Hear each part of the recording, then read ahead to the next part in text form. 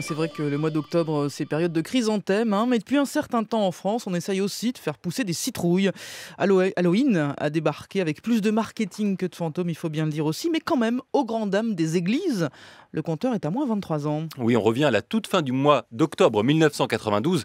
Des enfants du quartier d'Oulon de Nantes se sont déguisés en sorcières, en fantômes ou en monstres pour une fête jusqu'alors quasiment inconnue en France. C'est une fête où l'on doit frapper aux portes et de réclamer des bonbons.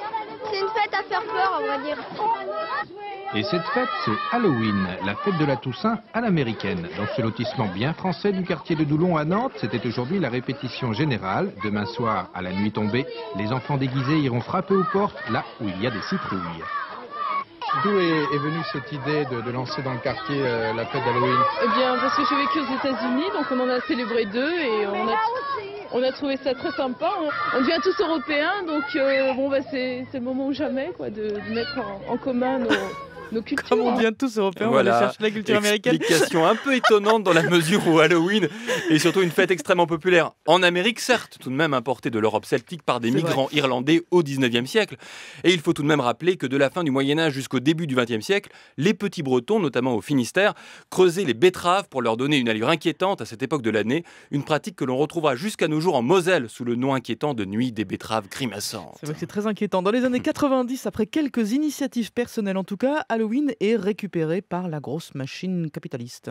Absolument, les marques se saisissant de la fête et de sa couleur orange à un moment un peu creux du commerce, pour le commerce entre les vacances de Noël et de vacances d'été et Noël.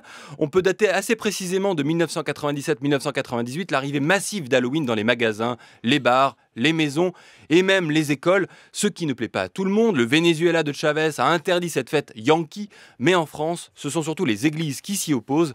Un exemple ici dans le diocèse d'Avignon en 1998 avec Monseigneur Chave.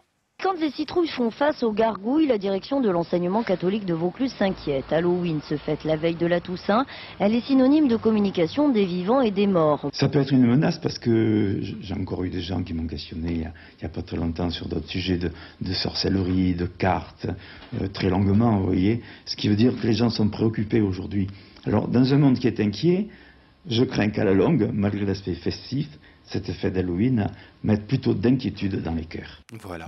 Mais que l'on se rassure, une étude du Crédoc le montre, le chiffre d'affaires des vendeurs de bonbons ne dépasse pas celui des vendeurs de fleurs et en premier lieu de chrysanthèmes. Nous voilà rassurés, c'est beaucoup plus festif. Merci beaucoup Thomas Negaroff.